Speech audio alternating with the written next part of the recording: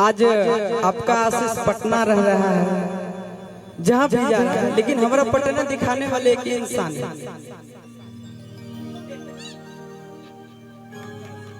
पटना में अगर इधर आज आपका आशीष राज कर रहा है तो पटना दिखाने वाले एक इंसान है अमित आशीष। भैया का बहुत ज्यादा सपोर्ट मिला तब जाके आपका आशीष आज पटना में है। अब हम चाहेंगे मेरे लिए कुछ भैया दो शब्द बोले। मुझे आशीष का गायकी का कदर था और इस पे बहुत भरोसा था कि एक दिन बड़ा नाम बनेगा मगध में। आज करके दिखाया है और मुझे परिवार से मेरा संस्कार जो है मुझे मिला है उनसे कि बेटा भाग्य से ज्यादा और समय से पहले किसी को कुछ नहीं मिला है।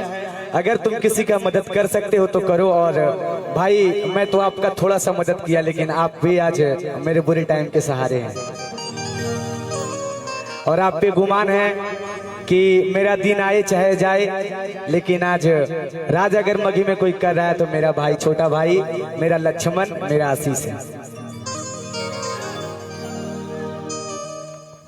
आज अमित भैया का दिन है जो आप लोग गाना सुनते हैं, दिखाइएगा माइनर है, ई माइनर मारिए, माइनर माइनर माइनर।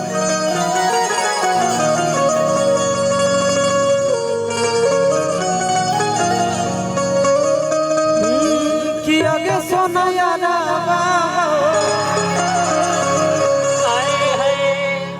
भरती पटना में आके मुलाकात कर,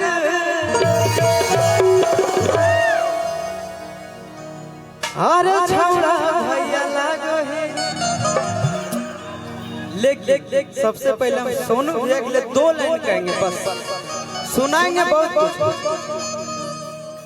कि जोड़ी बनल रहो दुल्हा दुल्हन के। देखिए नाम तो नहीं पता है, भाभी का नाम क्या है? शिवानी। बाप रे बाप,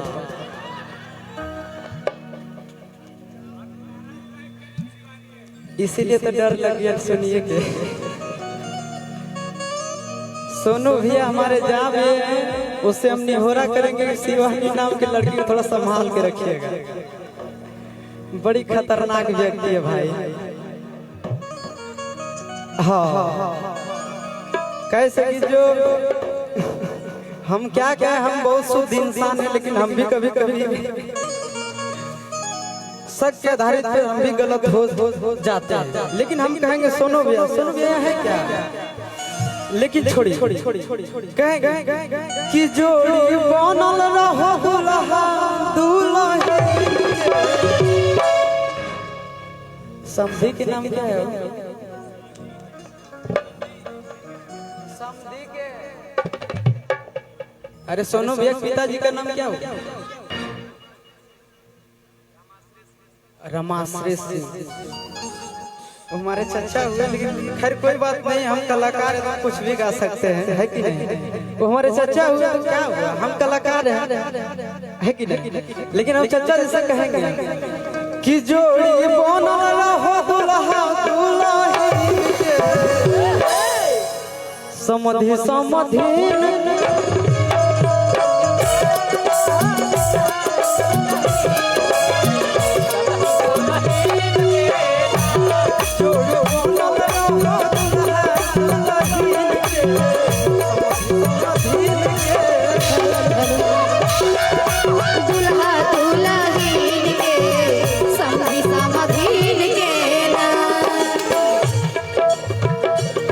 भैया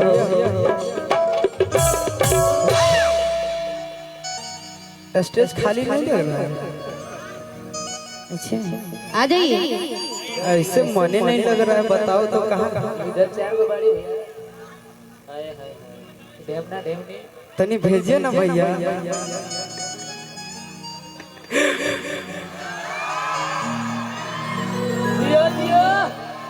बिना सिस्टम का मन लगता है। भेजिए सबको, सामने भेजिए, आ जाइए। आप लोग कला का प्रदर्शन कीजिए। यहाँ सब जितने भी हैं सब कला को देखने के लिए ही आए हैं। आप लोग दिखाइएगा तभी ना लोग देखेंगे। हाँ जी, चाहे आप लोग दीजिए कला कला आप लोग दिखाइए तो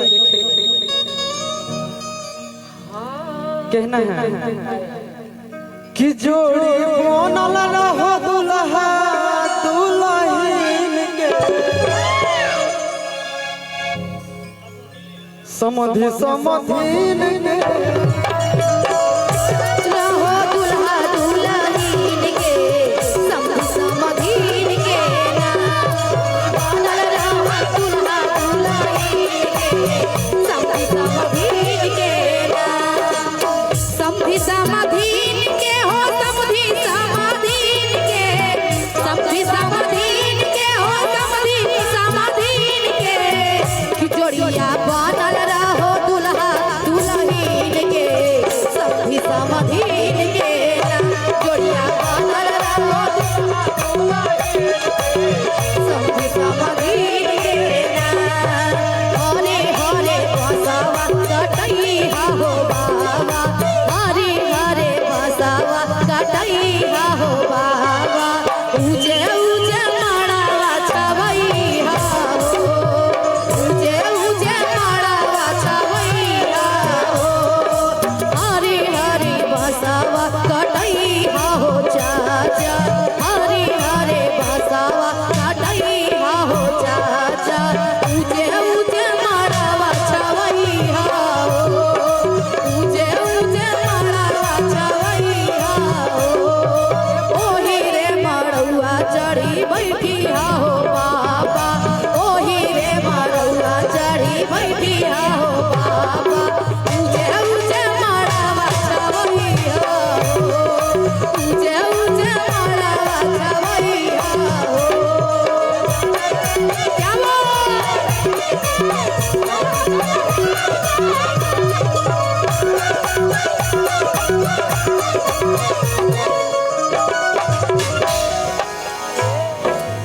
ए मास्टर